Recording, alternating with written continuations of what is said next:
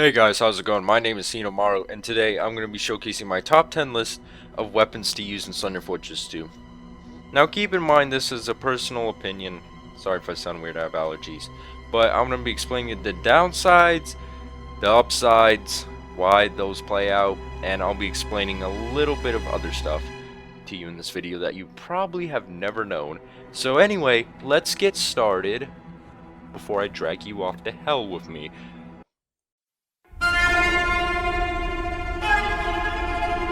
Alright, so for my first weapon, I'm gonna pull out the the Shishana? I don't even know. So anyway, the reason I put this weapon so high on the list, and when I mean high, I mean 10, it's because of its upside and downside.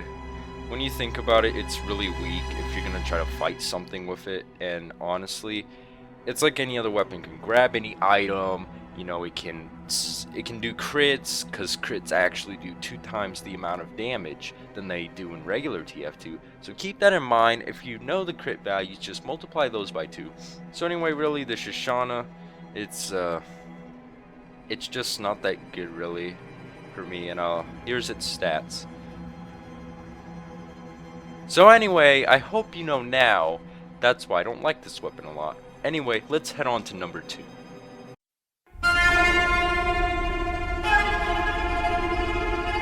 Alright guys, so for number 9 on the list we have the Cozy Camper. Now, its downside, 20% damage vulnerability. Yeah, I can't really test that. Never really used the Cozy Camper, except for one map. But its upside is actually extremely helpful compared to the freaking Shoshana. Because you'll probably be using a weapon like the Bushwhacker or some other crap. Now anyway, the Cozy Camper gives you regen of 1 health, I believe.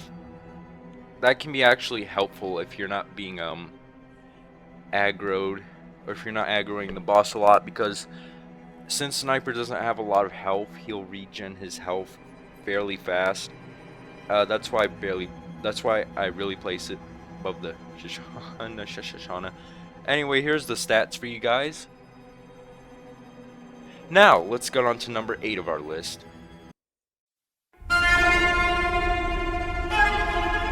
Alright, on to number 8.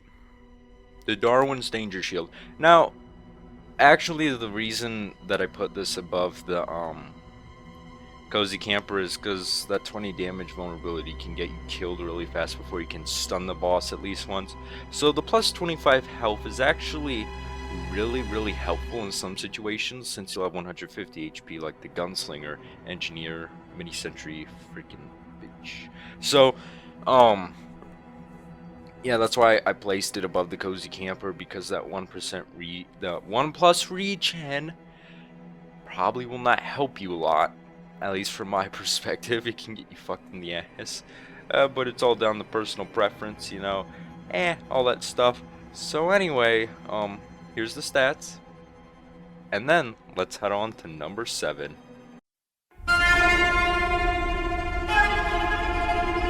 Alright guys, so we have the Gloves of Running Urgently, or the GRU, or the GRU. Not the GORU, simply delicious. So anyway, the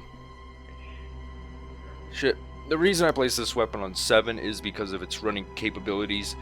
Plus, its mini crit doesn't do much with heavy, as a downside for me at least. Simply put, that 30% speed will help you more as a heavy to outrun stuff, and you can still, since it still keeps its capabilities, or it retains its damage. Sorry for speaking correctly. This thing, I just placed it above the other 3 weapons so far, because those mainly revolve around trying to survive to the fittest. Anyway, here's the stats, and I'll see you guys at 6. Alright, so for the number 6, we have the best soldier weapon you could possibly use as a melee, which probably a lot of people agree, over the escape plane or the equalizer. The disciplinary action.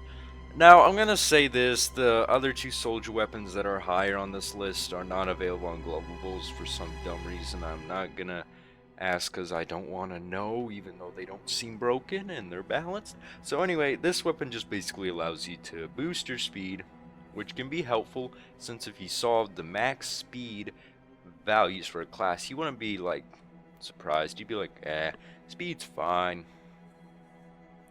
So really, anyway, this weapon just basically allows you to become a support member. Also, with its high amount of crits, its damage penalty isn't that bad, and crits, like I said, do 2 times the amount of damage. So anyway, that's why I placed it on number 6, and here's its stats. Anyway, we'll be at number 5. See ya. So for number 5, we have the Caber. Now I know what you guys thinking. It's like, oh, it's the best weapon. It allows you to exploit the shit. I thought you weren't going to include exploitable weapons. Well, the reason I included it is because it sure as hell can usually do one-hit stuns most of the time. But the downside balances it actually. As long as there's clip brushes to push people off where they can definitely go, it's totally balanced.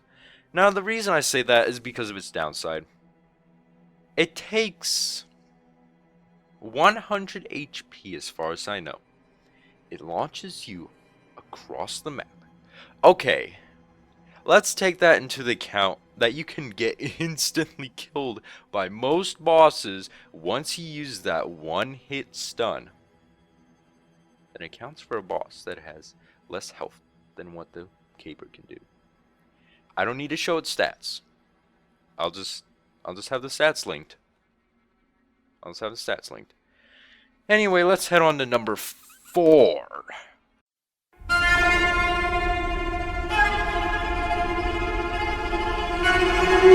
Alright, so this weapon I put for number 4 on the list because I like soldier weapons a lot. It's the Equalizer. Now, okay, I'll explain how it works. Crits you 2 times the amount of damage, right? Like, the Equalizer, I believe, can do a maximum of 335, which would count 670. So, when you're at really low health, like 80 to 40, you can basically just pound a boss's ass by one-hitting them as long as they have above less than 100 usually, because the max amount of damage this thing can do is 107 without crits. So the only real way to balance this weapon is to magically get a boss to have 108 HP or more. But anyway, I just like this weapon because it's a last resort. That's what melees usually are for combat. Anyway, let's head on to number 3.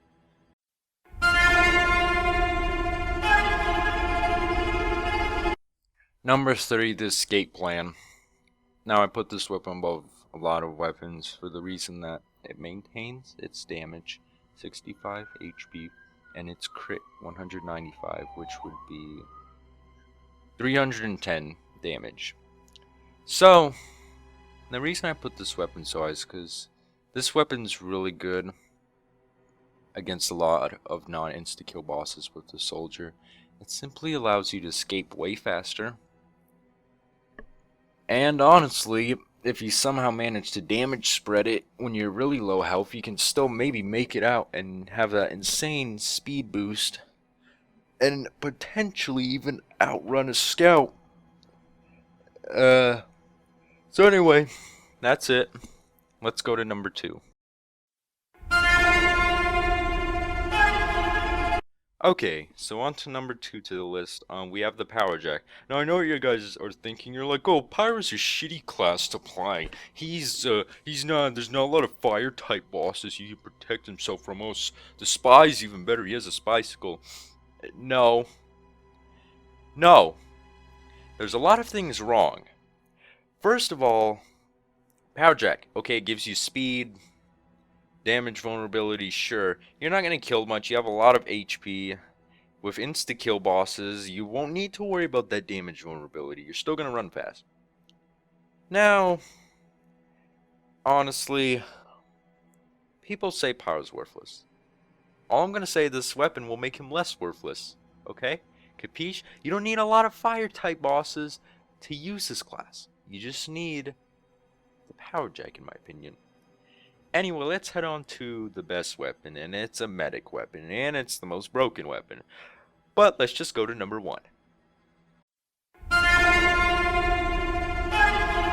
Okay, the one you've been waiting for. The best weapon for this game mode, in my opinion, goes none other to the class of medic. So, it's the amputator. Now you're like, oh, okay, 20% damage penalty. Fuck this weapon. No. No. It's a really good weapon in the sense the fact that you can heal your teammates back to full health with it. And if I remember correctly, no overheal.